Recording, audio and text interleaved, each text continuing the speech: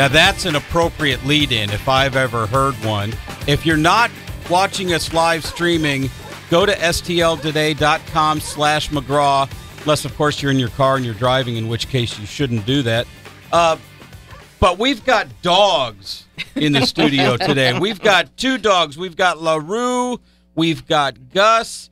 It is Take Your Dog to Work Day, and we've got Gene J. from the Humane Society of Missouri with us today. How long have we had this Take Your Dog to Work Day thing? I did not know it existed. I think it's been around for a while, don't you think, It Kelly? has. It has been around for quite a while. Yeah, I'm not sure exactly the derivation of it, but I think just a group of people decided that it was a good thing to do. Dogs bring a lot of love and joy into our lives, and they can bring a lot of love and joy into your office, too. Do you have a lot of support from companies that encourage their employees to do this? Does the Humane Society work with corporations and say, hey, here's some things you can do to make sure that you have an enjoyable experience and productive experience at work today with all these dogs running around? Sure. Of course, we encourage it, and wherever possible, as people at the Humane Society bring their dogs to work. And we do try to work with companies and encourage them. A lot of companies use it as an employee incentive. Might have a special day. If you do certain things, then you get to bring your dog in, or sometimes they'll do it as a fundraiser for the Humane Society. You raise enough money, and then you get to bring your dog to work. But we would tell people that there are some provisos. You don't just surprise your employer one day and bring your dog to work. You want to make sure that they're okay with it, and that there is a policy about it, that they know you're going to do it, and that you and your dog are prepared to go to work.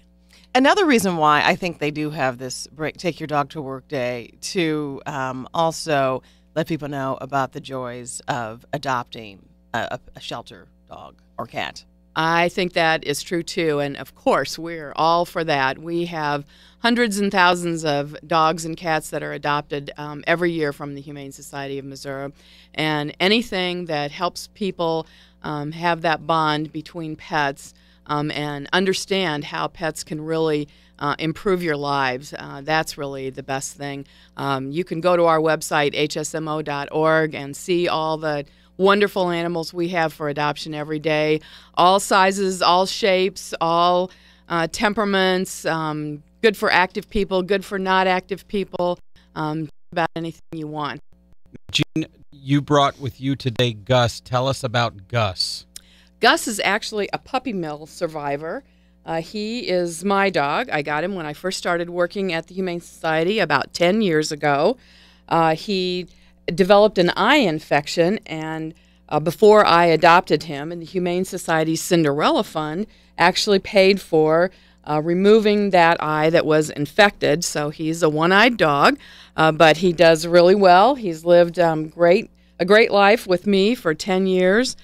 He's a Shih Tzu, and he's just been wonderful, lots of fun, been a poster child for the Humane Society, and a great companion for me. Any tips for employees taking their dogs to work today, or other employees who don't have dogs, who are going to be at work today with other people who have dogs?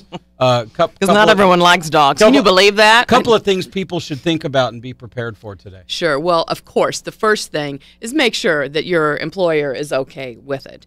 You can try to convince them, of course, but ultimately you need their approval.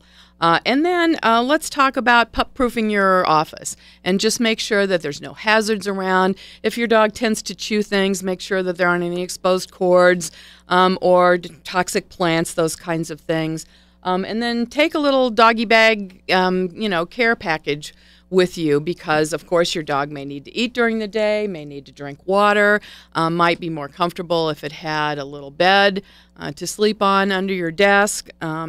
And then I would say be respectful, too, of your coworkers, of other workers that are bringing their dogs as well. Unfamiliar dogs, sometimes it takes a little while to get to know each other. So you want to make sure that you keep your dog leashed, and that they're going to be safe around each other, and that they just get to know their surroundings.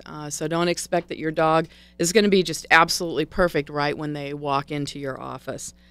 So introduce them to other people around your office and make sure that everybody's comfortable with the situation. And I have another, it's a question that's off topic, but how's Trooper doing?